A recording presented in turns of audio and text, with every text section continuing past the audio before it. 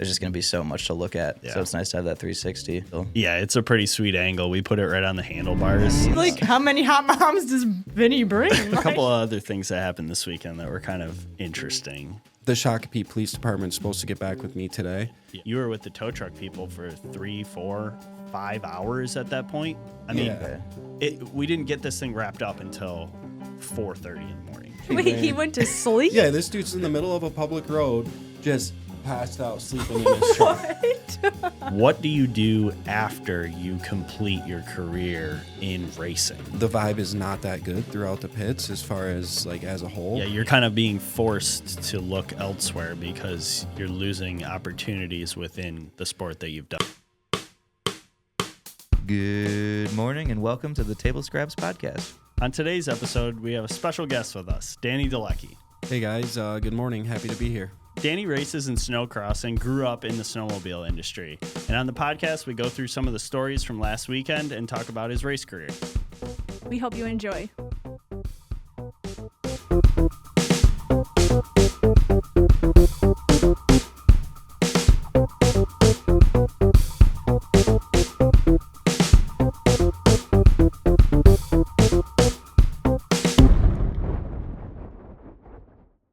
And we're talking about snowcross. We got Danny Dolecki here with us. So over the last weekend, we went to, how do you say it? Shakopee? Shakopee, Canterbury Park. Yeah, in Minnesota. And it was quite a weekend. So we haven't really posted anything or talked about anything because we were saving it for this podcast. And today we're recording on a Thursday. So it's been 5 days since we got back. And we've got some great stories, highs and lows from the weekend. And we're excited to have you here with us to talk about it, Danny. Thanks for coming. Yeah, thank you. Glad to be here. Awesome. Yeah, you kind of teased me with a little bit of information, but not much, saving it for like the natural reaction here. So I've been kind of like chomping at the bit to understand. I mean, I saw some snaps. It looked fun, but it seems like there's another level there that we're going to get to. Yeah. Did you watch the races at all? I did in passing. I was down here. Yeah, I was down here. He watched one race. Yeah, one race. I was down here Half a working, race. and on my way out, I stopped. I had everything on, and I was like, "Oh, what's this?" And it was entertaining. It was fun to watch. It was a solid stream too. It reminded me a lot of motocross. They had like the drum behind everything, and it's just smaller, so you can capture all the action. I saw a guy get run over a little bit, so equally as dangerous too as motocross. Yeah, we were talking about that this morning, like how the danger compares to boat racing. And I'm thinking about it, and I'm like, I feel like with snowcross, you're more likely to get hurt, but you're not likely to die. Yeah, I mean, I think... What are your thoughts? Well, like boat racing, you could speed. literally die. Yeah, it's speed. I feel like in any form of racing, once you get over a certain amount of mile an hour, I mean, one of those guys running 150 plus. Right around 150, yeah, max. So if something goes wrong above those speeds, it's usually pretty catastrophic. Right. With snowcross, I think there's more variables because there's obstacles and more sleds on the track. How many boats do they run in a race? Like the super stock class has like 15 boats, but then there's other classes that have 2. Yeah. So it just depends. Yeah. So, yeah, we're the same. We're 15 sleds on the track at the time in a final. But, yeah, just obstacles and then, nothing around you. So I feel like those boat crashes are typically fine unless, like you said, it's a bad one, and then it's real bad. Can you tell us? We'll just get right to it. Have you been injured snowmobile racing? What was your worst injury? A broken tip fib. Okay. Yeah. That's rough. Yeah, it was bad. But it's fixed now, and I feel good. So. How long ago was that? I did that in 2019. And it took me a couple surgeries to get it straightened out. So it probably, knowing what I know now, it wouldn't have been as lengthy of a process, but between knowledge and timing, that was just very bad timing. So I needed a couple surgeries to get it fixed properly, and it happened to fall right during COVID. Oh, no. So like 2 times, I believe one was morning of, they called me and canceled the surgery, but the other one was day before. have the surgery on the books, everything set, ready to go. And then right before, just phone call like, yeah, we're going to have to cancel the surgery because of COVID. That's rough. Yeah. So it just became, it just took longer than it should have. So backing up a little bit, how did you get into snowcross? Like, where did your journey begin with all the snowmobile racing? Yeah, so my family owns a snowmobile dealership or a power sports dealership. And my dad was always involved in racing. He was involved in drag racing. Okay. And then my generation, I felt like it was a snowcross. That was the big snowmobile sport, the biggest discipline of snowmobile racing, snowcross. So, some kids from the block got involved in it. My brother raced snowcross, and that's just what got me involved in it, just going to the races. Like, how old were you when you started doing it? I kind of started a little later. I think I was like 12, 13, I would say. Okay. Is when I started. Okay. I mean, that's pretty young when our world is boat racing, right? So Yeah. I feel like we just draw every comparison back to that. And Yeah. these guys are probably starting in the middle of their life where they can start to afford these things. Yeah, I think it requires a lot more funding and resources to go boat racing than it does to race snowmobiles. That's what I noticed. Yeah. Like the sleds are 10, 15 grand max. Yeah, it's pretty affordable. I mean, obviously, there's still a lot that goes into it and still quite a bit of expenses. But when you look at all forms of racing, in my opinion, it's never been easier to go snowmobile racing. The sleds are really good from the factory, all of them. And yeah, basically, you have the upfront sled cost, and then you have your travel cost and all that. But yeah, sleds typically range around 10 grand. Yeah. So. And that'll last you a season or two, or like about how long? So I'm on a 2024 this year. I didn't get a 2025, so that sled is going to be 2 years old. So, yeah, you could, if you wanted to, you could get a couple years out of a sled. It's not ideal. Yeah. Do you generally run them and then sell them to to upgrade? Typically, that's how it would go. Yeah, every year, your bigger teams or your teams that are trying to be competitive on a national level are getting new machines every year and then selling the old ones. Nice. Yeah. Nice. Okay. Well, I know you watched some of the races. What do you think? I know you saw some little kids running around there. Actually, what's the youngest that they can start racing? Was it 8 years old was the... Yeah, that's a good question. Oh, they're not really telling you, huh? Well, no, it's obviously out there, but I mean, I have kids now, but I've not looked into the 120 racing, and I didn't race 120s myself, so I don't know. They're young, obviously. Yeah. I don't know what the youngest is, but some of those kids got to be, I feel like 4 or 5 or 6 years old. Wow, Yeah. okay. Yeah, they're tiny little guys. So, Yeah. Yeah. The ones that I saw that were getting interviewed after their race, I think they were probably 8 to 10 years old, and they were hilarious. 8 to 10, yeah. Yeah. And they were like, the lady was like, who would you like to thank? And they're like, oh, 1 second, let me pull my phone out so I can read all my people I want to thank. That was super cute. Oh, you got to tell the story about the shout out to Vinny Diorio. That was hilarious. Yeah, this little kid, he thanked Roland Transport, which must be Vinny's company. Yeah. And he goes, and I'd also like to thank Vinny for bringing all the hot moms. I was like, wait, what? This is a 10-year-old? Oh, probably even younger. I don't know how old Damn. he was, but I was That's like, hilarious. that Good was, for him. I was like, I wonder what that means. You wonder what that means? Like, how many hot moms does Vinny bring? Like, Apparently. rolling transport. He's rolling deep with hot moms. Yeah, it was cool to see him there and just know that there's some crossover in the sport. Some people that like to do both. Yeah. I think snowmobilers and boaters have always have crossed paths, I guess, I feel like. Yeah. Especially in Michigan. Yeah. Like, just that, this is what you do in the summer, this is what you do in the winter. Yeah, exactly. it was cool watching it, though. I started to really get into it. I mean, I watched pretty much all of the races on Friday and Saturday. Well, after I spent the $40 to get the flow racing, I was like, well, I got to make the most of this. Is that a monthly? Yeah, I did the monthly. So is it $40 a month? Yes. Damn. Or you could have done $15 a month for the whole year, but I was like, I'm not going to wait it for the whole so year. it's like a one-time. 40 for the... yeah, if you wanted to go by month, it was $40. Oh, So anyways, it was worth it because it gave me entertainment Friday and Saturday. Yeah. But there were a couple of things, because this is my first time ever watching snowmobile racing. Yeah.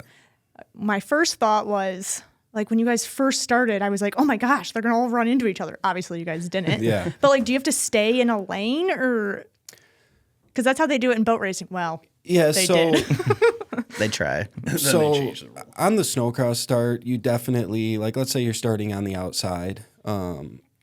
You know, typically we try to cut over like 1 to 2 lanes. Obviously, if you completely cross traffic, it's going to be dangerous for you and others. So you typically try to hold your lane. Okay. Until, Yeah. like, what point? Until you have enough of a... Yeah, after the first turn. Oh, okay, after the Yeah. first turn. And okay, that's so just like nice. a- And I mean, safety we thing? move over on the start, you know, Yeah. but they don't want you, you know, going from all the way to the outside. And then if you rip a start, just cutting everybody off. We try to avoid that. But like if you're in the start and you pull a start on the people next to you, you know, you move over gradually on them. Okay. Yeah. And then something else I noticed is, like, the person that gets the best start, they are leading pretty much the whole race. Is that true? I or? think that's pretty standard in all forms Yeah. of motorsport racing. Like starts are huge. They're just they're such a big deal. You know, I've raced personal watercraft too, jet skis. So I have experienced that water racing, and the vision's pretty bad in that too. So I'm sure the vision's not good in boat racing either if you get in somebody's roost. So, but in snowcross, with the snow and depending on snow conditions, sometimes the snow dust is just so bad. We got lucky this past week and the weather was actually unbelievable for Shakopee. Like I've been at Shakopee and it's just miserable. It's, you know, -20 with high winds and stuff. So we lucked out huge on the weather. But when you get that cold weather, it creates lingering snow dust, which really affects your vision. So you want to get out front early and you want to be in clean air and you want to try to separate yourself from the other guys as quickly as possible. Okay. Yeah. That makes sense. So with the filming out there, I mean, it didn't really make much of a difference because it was pretty mild. We were able to run all the cameras, nothing died. Like it was pretty perfect weather. I would say, yeah. I mean, as far as weather goes, that's, what was it, like 25 degrees Yeah, both days? yeah. I mean, yeah, that's perfect winter weather. And when I was skiing a couple weeks before, the 360 camera that I had was dying within like a couple of minutes going down a run. And you did your whole practice, and that thing lived. Yeah, made it through. The other camera didn't live though, No. but it wasn't because of the cold. Yeah. Yeah, I was gonna ask you if you put the 360 also mounted onto the snowmobile. Yeah, it's a pretty sweet angle. We put it right on the handlebars. Oh, nice. So it's like a great shot right up for Danny's face. And then the other way, you could see anybody that was Yeah, around. that's perfect. Yeah. There was a lot of like action going on. I feel like when you guys pack up, especially on like a turn, there's just gonna be so much to look at. Yeah. So it's nice to have that 360. And then the GoPro. Yeah, did you ever hear about the GoPro? Like, did anyone reach out? No. She gone. Yeah, that. I guess someone will find it in the springtime. Yeah, right? I figure it's just Once- buried in there. Yeah, it's just somewhere lost on that huge snow Do you think mound. what happened? You said it just the vibration killed it, or So on a snowmobile, that part of the tunnel all the way at the end, it's just under an extreme amount of G-force. Like it's just, I think it probably snapped. It snapped them out Yeah, just from? from landing. it's I just think. slapping so hard. back Oh, there, you know. okay. Yeah. It just snapped it right off. Yeah. I mean, you'll see some of the pictures. How high up in the air? You got to be like 30 feet up. Yeah, I don't Like know. off that back triple? Off that triple, yeah, we're probably, I would say we're 30 feet up. Yeah. Damn. I know. Wow, So I when didn't that thing realize that. hits, the first thing that hits is the back, right? You're like landing on the track, or you're trying to. Yeah, I mean, obviously some landings are different than others, but that part of the tunnel back there just takes abuse. Oh you yeah. know? So we Like, put it right on the back, like as far back as you can go, and I pointed it backwards. Yeah, I saw the mount was on like that back bar, Yeah, and the mount was still there, but nothing else. not the camera. No. What is is it a horse track? That's what it is. Yeah, so Canterbury, I believe they call it Canterbury Downs or Canterbury Park. That's a horse track there. So it's a really nice venue. I would say as far as all the stops on the national tour, that is by far the best spectator seating. Okay. You know, So nice. indoor. Yeah. There's vendors there. There's obviously food, bathrooms, all indoor, heated. Everything's well lit, so it's a really good venue for spectators. Yeah, indoor seating is. I didn't really think about that. For our sport, it's huge. Yeah, And you pay for entry into the indoor, but the outdoor was all free. okay. And you can see the whole course when you're sitting. At that venue, yeah, you can see Okay. the whole course. But it's not on the horse track. The horse track is where all of our trailers and everything were. Oh, They just build the track for snowcross at the very middle of it. so it's like in the grass area. Yeah. in the middle of the track. It's like a tenth of the size of the actual track. And then what do they do with the snow? Is that all artificial snow? Yeah, so they blow it. So they'll go there a couple weeks before the venue starts and usually set up, let's say, 6 or 8 snow guns and just blow a ton of artificial snow. Just let it mound up and then Yeah.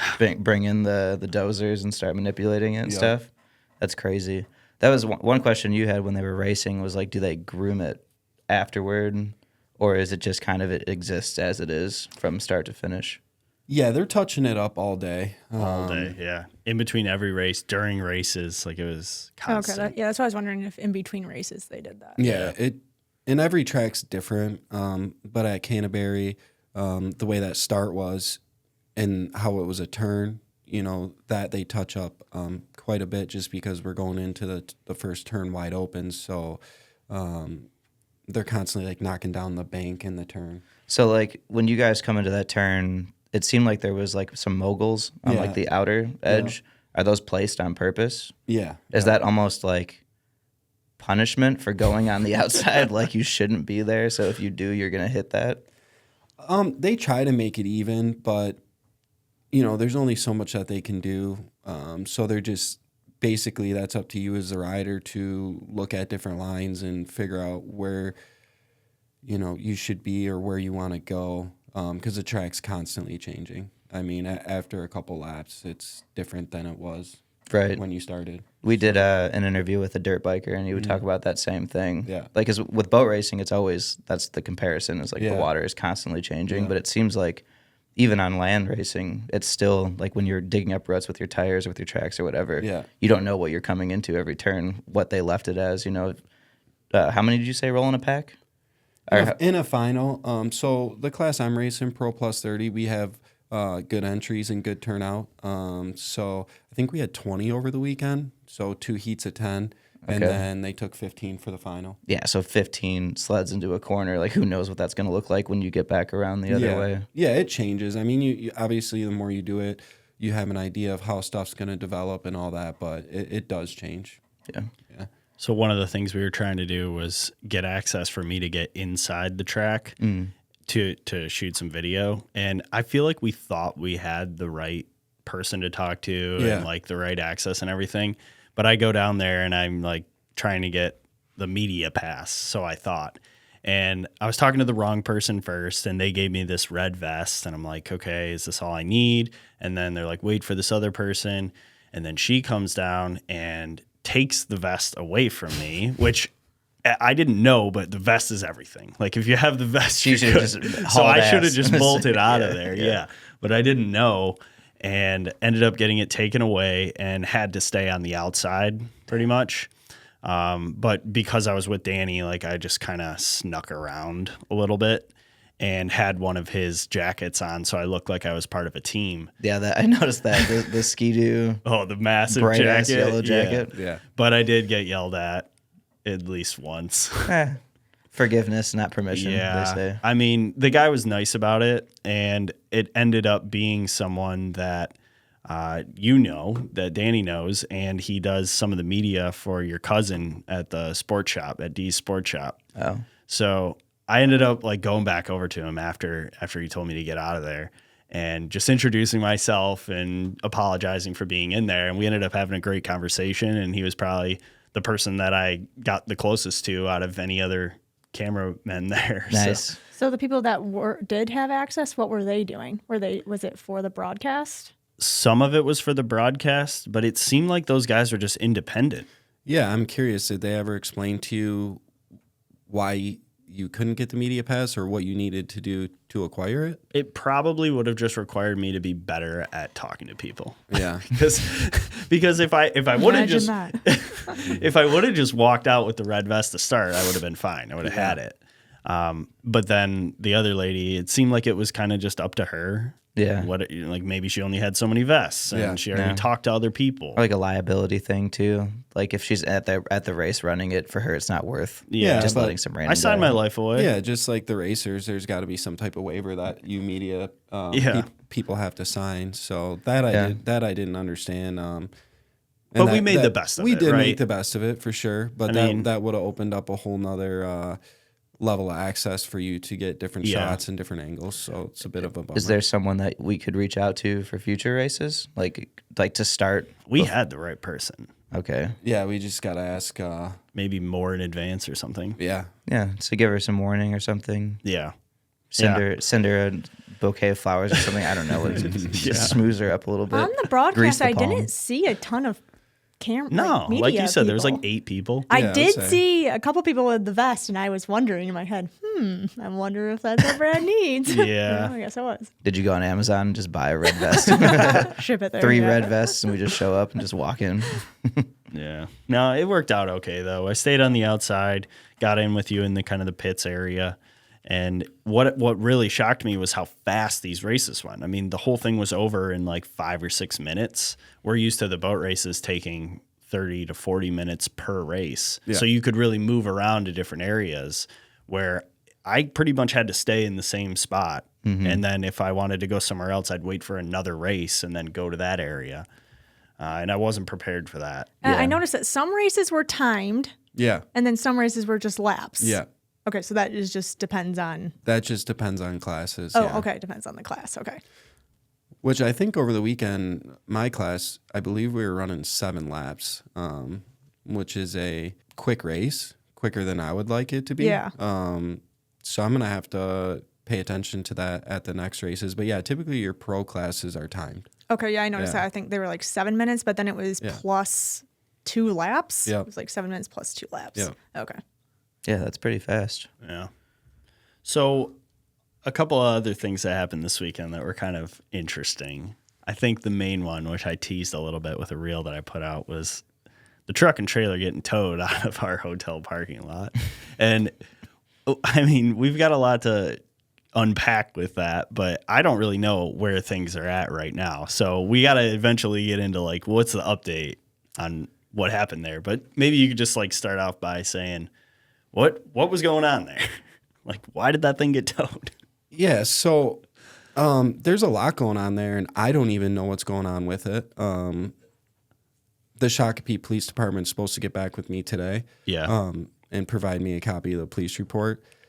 But basically, you know, after a long day of racing, me and Brad wanted to get on the road early to get home. So like we always do, you know, we go back to the hotel room. We seen 2 18-wheelers parked right next to our hotel. So we go, okay, this is where the truck's parked. This is a good spot. Seemed great. I guess now going through this situation and seeing the way tow truck companies operate and the way things are, I will be a lot more aware of my surroundings. But basically, we parked in a lot that had a little, 8-inch by 8-inch sign that said this lot. You know, if you park here and you're not a customer, what did you read the sign? No, I never saw it. I should have. Yeah, It's like specifically small. Like it's meant for you not to see it. Yeah, exactly. So they had me. I parked in the wrong spot. They could have towed my vehicle to the yard. I would have had to pay the fine, and there would have been nothing I could do about it, essentially. But in this case, where it got crazy is the company that tried to tow the vehicle. They tried. Yeah, they couldn't even do the job. They didn't have the right equipment. You know, they needed a wrecker to haul that type of rig. This guy just had a standard F450 tow truck. And you had an F350 with the full trailer on it. A fully loaded Yeah. trailer. So how do you even tow that? I mean, he hooked up to it and just tried dragging it. The and whole I think he thing. did Yeah, drag it. he did drag it. Yeah, the vehicle was in park, and he picked it up by the front axles, and this dude was just dragging it. So he wouldn't talk to me. Door closed, window up. So at that point, obviously, I didn't know what to do. There's some dude who's towing our rig away who won't talk to me. So at that point, I called the police. Because you didn't even know you were illegally parked at this point because we couldn't even see the sign. Yeah. So it just looks whatever. like this guy's like stealing the truck. Yeah. Oh, so yeah. you didn't even realize at first that it was No. being towed. You thought he was because the sign was on the completely other side of the lot than where we okay. parked So you at. thought he was jacking your stuff. It was so shisty. It just seemed like it just seemed like a super weird deal. They call it predatory towing. It is more common than you'd think, but just this particular situation was insane. Like I said, he did not have the correct rig to tow that type of vehicle, and the Shakopee police did not. They either didn't want to, or they didn't have the resources available to get either state police or DOT, someone who knew, towing law involved. So it was a really weird. I guess it was a really weird. But here's the thing. It started at like 11:30 at night. Okay. So I go up to the room. Danny's talking to some people in the lobby, and I take a shower and lay down. And I fell asleep. I thought he was just hanging out with the people in the lobby. And I wake up at 1:30 to two kind of drunk women in my room. And they just, I'm like, 2 hours into sleep after a long day. Like, whoa, who are you? They're like, oh, we're just here to get the car keys. Like, we're Danny's friends. He's in trouble. Like, we got it. I'm like, oh my God, I'm waking up. They get the car keys, go down, kind of explain what's going on in their drunk stupor. And then Danny calls me, kind of fills me in a little bit more. But at that point, 1:30 a.m., Danny hasn't slept. I got 2 hours under my belt, and that's when it all started. You were with the tow truck people for 3, 4, 5 hours at that point. I mean, okay.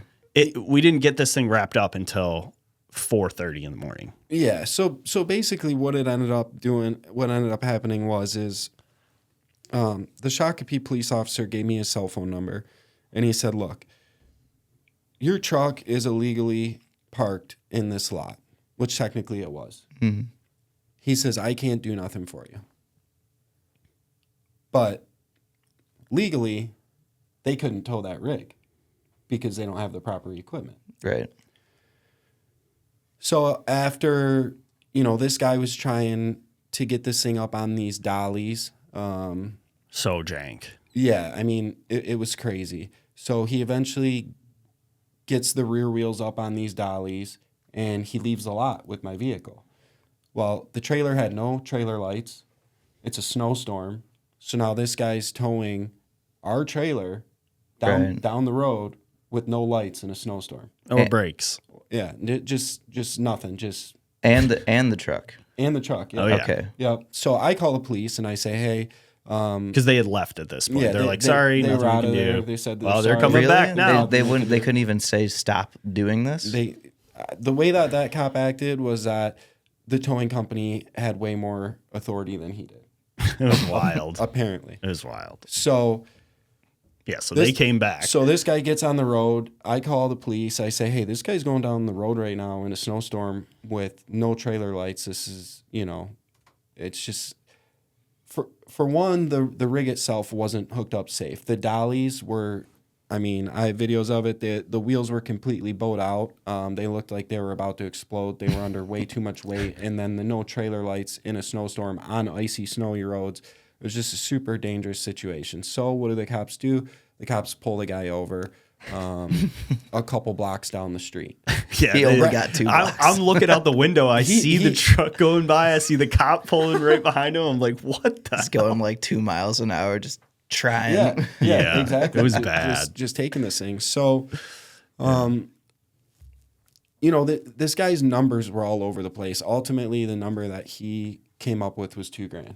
He needed $2,000 for us to get our rig To back. detach the rig. Yeah, Yeah, to do their to drop detach fee, which is a common thing with tow trucks, but that's got to be Well, extortion. you That's would- so much money. You would think you could come up with a number like that if you completed the job, Yeah. right? Yeah, you're dropping it 2 blocks Do you away. think it would have been $2,000 if they towed it to their lot and you went to get that out of there? I can't imagine it would be that much. I mean, that whole situation, though, I could see it being like way overpriced. Because at that point, if it's your vehicle, you have no leverage. Yeah, exactly. So they're going to take advantage of you. You're in the wrong. You parked where they got their little sign. It's a setup lot. That's what they do. That's how they make their money. So I would agree with him. I would say that, yeah, you'd pay the $2,000 and there'd be nothing that you could do about it. But again, in this case, now this company, Tyson's Towing, is pulled over. Tyson's Towing. Tyson's Towing. Tyson's Towing. One more time. Tyson's Towing. Yeah. Now they have our rig pulled over on a public road. So they're no longer in the lot that they tow for. They're pulled over in the public road. So now here it goes again. I'm in the back of the cop car. I'm talking to the police officer. This guy's sleeping in the middle of a public road with my rig hooked up, saying $2,000 or you don't get it back. Two Wait, grand. he went to sleep? Yeah, this dude's in the middle of a public road, just passed out, sleeping in his truck.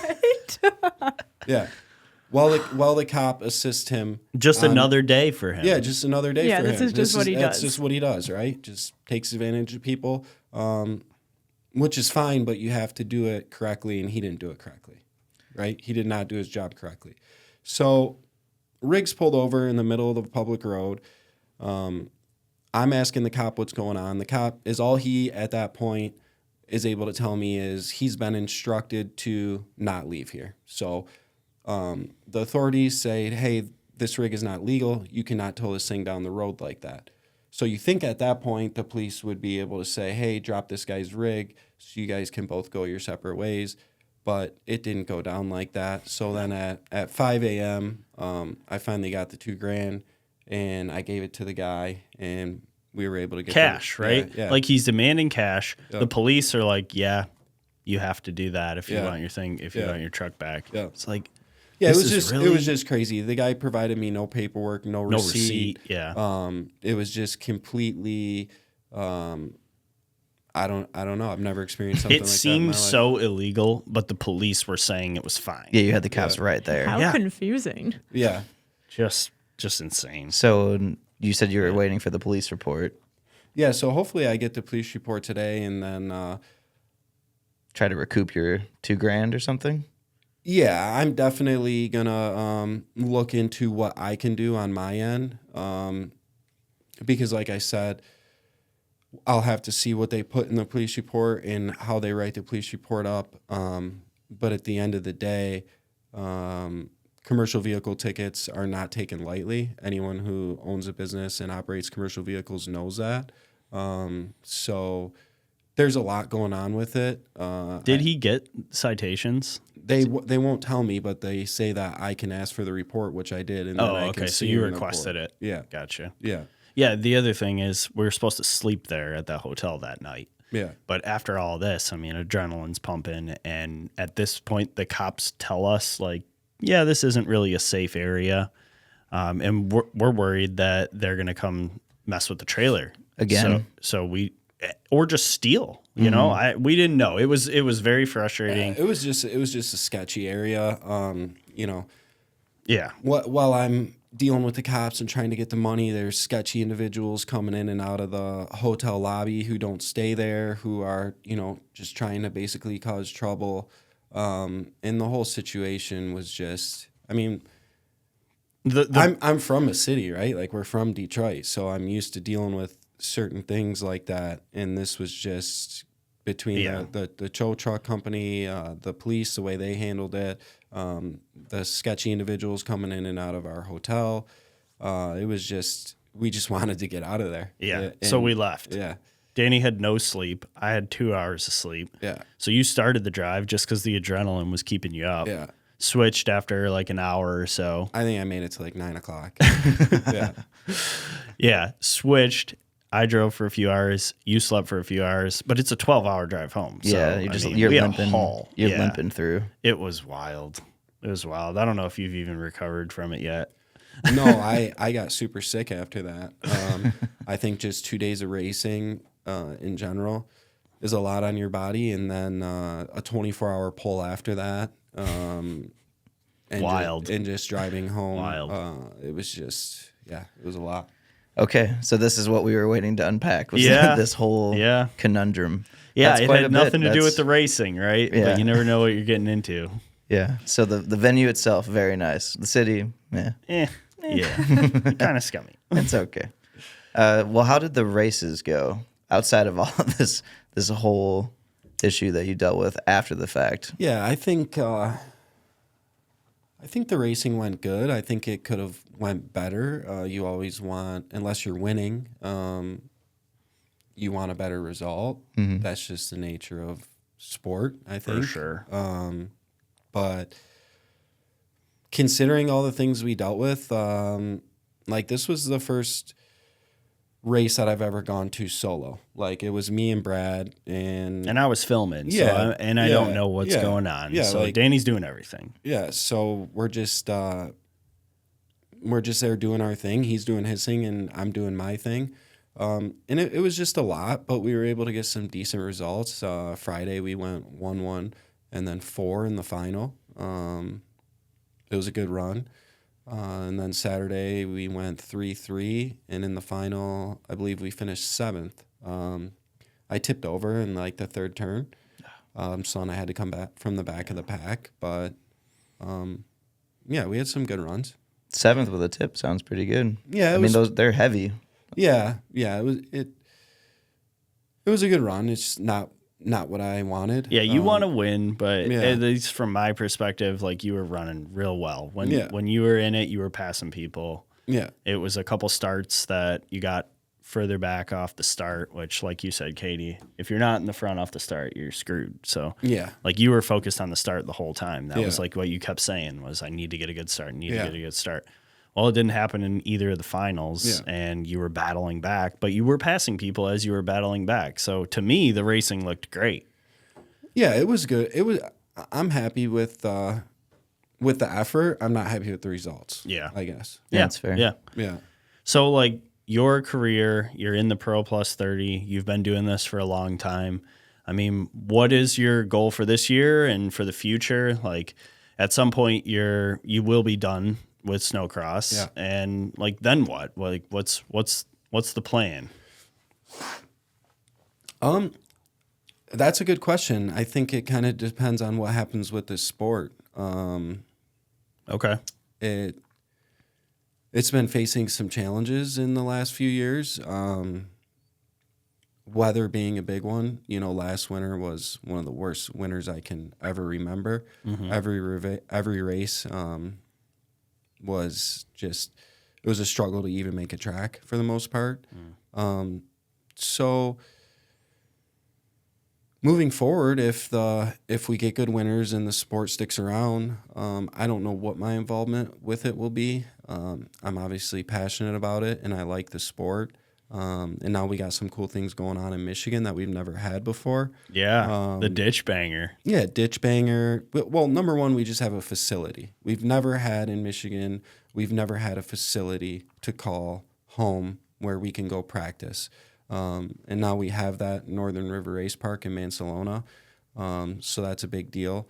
And there's a lot of up-and-coming kids who are racing.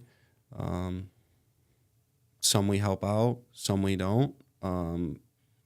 But I think if the sport continues to grow at the grassroots level in Michigan, you'll just see more and more kids that are competitive at the national level. Okay. Yeah. I Nice. noticed a lot of people from Michigan were the racers. Yeah, there's quite a few. Yeah. We've always had it. In Michigan, we've always had a really strong group of us from Michigan that have been fast and competitive. But unless you're really not only yourself, unless you and your family are all in, like it's really hard to compete at that level, especially being from Michigan, because like my whole career growing up, I didn't practice. My practice was race weekends. We would go to the races and we would race, and then we would come home, parents would work, and then when the next race came, we would go, and it's hard to be competitive with people who live around practice facilities and are able to practice during the week.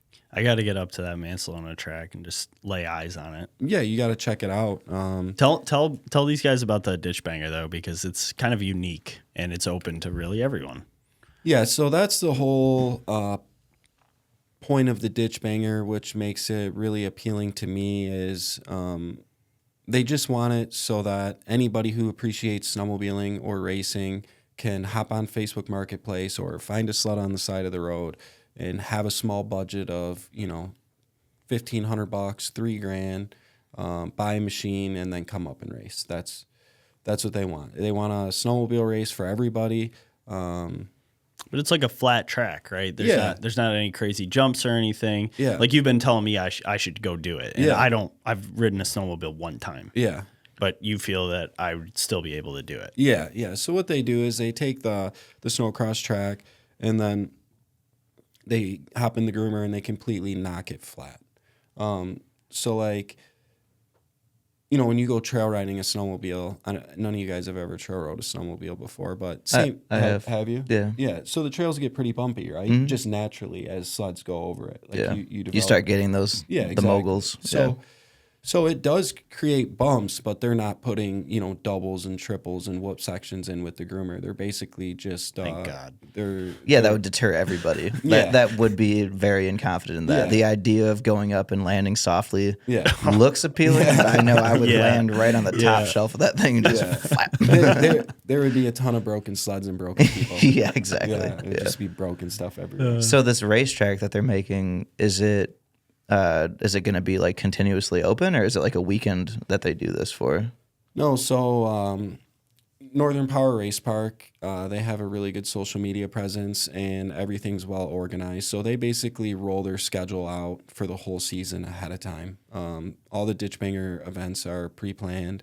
All their regional snowcross events are pre-planned. And then they have different practice days during the week. Okay. So Oh, this is at that facility. everything's at that facility. So they'll they build a track and then knock it down, and that's when the ditch banger. Like at the end of the weekend. Okay, they yeah. do that, Well, right? like this weekend, it's different on some weekends. This particular weekend on Friday, tomorrow, we have a ditch banger event, and that'll be on Friday. And then Saturday, Sunday, they will do regional snowcross. Okay, and they'll build it back Build up. it back up. Yeah, so That's they're- pretty cool. Yeah, they're able to use the same track facility snow Pretty sweet. for multiple events. I love watching the groomers build these things and Yeah. move around the snow. Those things just fascinate me. Yeah, I bet. I want to drive one. Well, in order for them to have this facility, there must be enough people doing it. Yeah, there's a lot of people doing it. I'm curious to see how this ditch banger goes. The first one was pretty big, not as big as I thought it would be, Okay. but it was also the week before Christmas. And so I was missing a family party to be there. A couple of my friends that were there were missing family parties. So I think those before Christmas events are always hard. So I'm curious to see how this one goes. Cool. Yeah. I got my dad's Arctic Cat just sitting in a trailer next to the garage. I'm about to tune it up and Bob's is going to be head nice. to the ditch banger. You going tomorrow? Yeah, I'll be able to fulfill a lifelong dream. I mean, riding on the trails is obviously fun, but you're trying to push it. It's the same thing with a car. It'd be like you can drive fast, but you always want to go to a track just to see, how good would I be if I got the chance. So I'm definitely considering it. Yeah, I'll have to get the information from you. Yeah, we got to get you guys up there. And yeah, I got a sled that you can ride. How often do Perfect. they do these?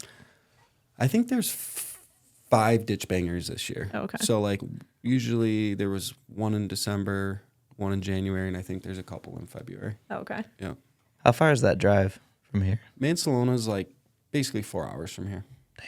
It's Okay, it's so like a the little town. weekend It's a thing. lot less than 12. Yeah, that's fair. That's fair. That's good point. But Thanks. that's still Math. I'm like okay, 4 hours. It'll be a weekend trip. It'll be Yeah. like a nice little like 4-day extended type of thing. So with this video that I went out there to shoot, I didn't really know what we were going to make out of it. And I don't know what your expectations were, but it's kind of developed into something different that I didn't really see coming. I was talking to Katie about this yesterday, just kind of brainstorming what we were going to make from this, because our ultimate goal was to do something with this sport that we get some attention from. Like, people acknowledge what we can do by attending a race. But it didn't seem like, doing a recap of how the weekend went or focusing on the sleds or any of that was really anything different than what was happening.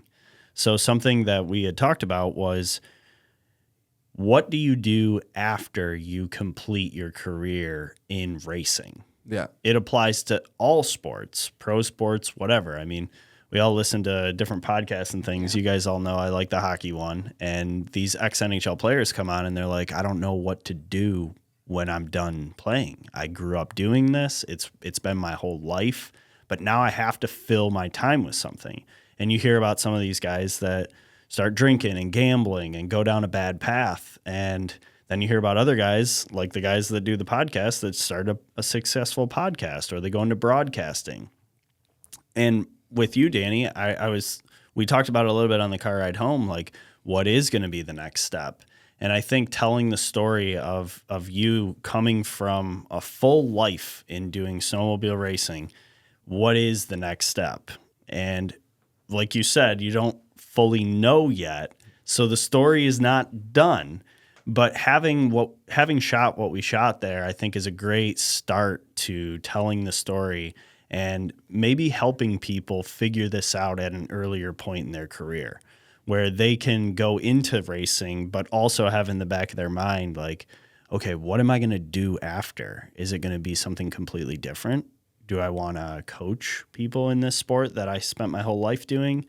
So I think that's the direction that we would go. And we kind of talked about maybe looking to get some other athletes involved in this project to kind of tell the story from multiple sports. Oh, Loca's here. Great. Yeah, that's a good idea, though. I like that a lot. Yeah. Like kind of like an exit plan. Yeah. Like yeah. in getting into it, knowing that there's going to be something there for you on the other side versus just trying to figure it out on the back end, several broken bones later or whatever. What am I going to do? Yeah, and I think, like you were talking about the NHL guys and just different things that they can do after their career, I think it's a little bit different for this sport just because of where the sport itself is at right now. Like, the vibe is not that good throughout the pits as far as, like, as a whole for this sport. Like, just the people that you talk to, it's always, budget cuts. Is there going to be this sport next year? There's not that much positivity about the sport in general. But I like to stay optimistic. So obviously I have all these years being involved with this sport at a lot of different levels. We've always raced ourselves, and we've always supported other racers. Anderson Racing, they ran the national circuit for a lot of years. So I would like to be involved with it to some capacity. I just don't know what that is. Yeah. The story is not done. Yeah. Like, if you were in the NFL or NHL, or like, they know there's going to be a season next year, and a season the year after that. That's wild. So they can kind of say, oh, well, I want to try to work towards maybe a broadcasting job or a media job or a training job or something like that, or be a team owner or whatever it is. Yeah, you're kind of being forced to look elsewhere because you're losing opportunities within the sport that you've done. Yeah, like, it's so tough, for example, that me spending my whole life in the industry, I couldn't even get a snowmobile this winter. So I applied just like everybody else for a race sled, and Ski-Doo didn't have a sled for me. And like what you were telling me, some manufacturers have completely cut out making snowmobiles. Yeah, this was Yamaha's last year making snowmobiles. Articat, they just laid off everybody, so they're not building anything currently. They're just selling parts and trying to service the ones that they do have out in the field. Damn. Do you think that's directly related to winter conditions, like specifically in the Midwest? I think obviously weather is a huge part of our sport, probably the biggest, but I think there's other factors. as well as the weather. But yeah, the weather's obviously a big one. Okay. What do you think the other factors are? Well, I have a unique perspective because Okay. I've worked in a dealership my whole life, right? So a lot of these kids that race snowmobiles, who knows where they come from, their background, they're farmers, whatever they do. But me, I have lived my entire life inside a dealership, and then, we do the racing thing on top of it. So the snowmobile industry, I think it just has, there's not too much youth involved in it as far as people coming in the dealership and, wanting to buy a new machine. So I think just sled sales in general, are down, which is whether that's whatever the reason is. Obviously, I don't have the answer, but between weather and sled sales being down and the youth not getting involved in it, like they were a generation or two ago, obviously all those things have an effect, and we're seeing that. For sure. Yeah. Yeah. If the next generation's not involved, then it goes away. Yeah, exactly. Yeah. Yeah, and drawing comparisons to boat racing, I was looking at this weekend thinking that the youth was involved and it was going really well, because when you look at boat racing, there's like no youth. Yeah, like maybe a couple 16-year-olds. Yeah, there's or no something. classes. Well, there could be that we're just not aware of. So if someone wants to like roast me for that, fine. Yeah, that's fair. We're just But- looking at like the highest level. Yeah, but at the highest level, there's no like kids racing in a class earlier in the day like there was at Snowcross. They had every 5 minutes for like the first 4 hours in the morning, there was like another group of kids going out and racing. And I looked at that and I'm like, man, that's a perfect stepping stone for all these kids to go into this. And you're looking at it like, well, it was better. Yeah, there And used to it's be getting twice as worse. many kids. Yeah. And I'm like, wow, there's actually kids. Yeah, the kid classes are really strong, which is refreshing to see, because the way I see it, if you're getting a kid involved in the sport, whether they want to pursue a professional career in snowcross or they just do it for a couple years as good family fun with their family, they're most likely gonna always want to be a part of the sport. Yeah. So it's just, Well, if they do pursue a professional career, maybe by the time they get to like where they're done with it, we have some videos out for them to like learn how to exit the sport correctly. yeah. But we'll see. Did you guys have anything else that you wanted to throw out there? What was your second worst injury on a snowmobile? Actually, back to the first one. How did that happen? How did you snap your leg? Yeah, so that wasn't on a snowmobile. I was actually racing jet skis. Oh, okay. So I've been pretty lucky with injuries. That's a pretty optimistic outlook, because I know how bad that injury was. Yeah, it was a pretty bad one, but I just think the situation in itself and the timing made it, knowing what I know now, made it worse than it was, as far as if I could have got those surgeries knocked out in a timely fashion, I could have healed and been back to things. But no, I've been pretty fortunate as far as injuries on a snowmobile. Okay. Not too many. All right. That's just, I guess, like the sick part of me is just like, you watch and you look for the crash is brutal, but you're Yeah. like, ooh, but you kind of don't want to look away at the same Yeah, time. yeah. So I'll knock on wood for asking that question. And I hope that you continue to avoid injury. Yeah, me too. As you have. I feel like every media guy is like, they put together a crash reel every year, and everyone's like, "Oh, dude!" And as a rider, it's like, I don't want to see that thing, Yeah. or be on it. Yeah, that's Yeah. fair. That's totally Yeah. fair. When I was watching last weekend, I didn't see any crashes or anyone getting injured. Is that are injuries common in races? Injuries are, I would say, they're common, but I don't think they're as common as people think. Okay. Well, they watch that crash montage and they're like, oh, this is every race. Yeah, Yeah. exactly. I don't think there was a couple last weekend, Okay. but there wasn't any bad ones, thankfully, Yeah. that I know of. Yeah, no one got ran over. Yeah, no, that I know of. I mean, I didn't hear of anything. So Okay. That's good. Yeah, I noticed you guys tipped over and then you were just able to get back up and start racing again. when I thought I that was tipped cool. over, I noticed it for Oh, a couple yeah. of times. Like when you tipped over, there was several guys that Yeah. tipped over, and I was just wait, they're getting back up and they're going to continue racing. I was thinking Yeah. that they were just going to be done, because in boat racing, if If anything anything happens, yeah. you're just done. yeah, you're just done. Yeah, with snowcross, thankfully we are on the snow, So I think that helps. True. Little softer. Just having a little bit of cushion. Where like motocross, supercross, these guys, there's not much room for error. And when things do go wrong, they're landing on basically concrete. For sure. That makes sense. Yeah.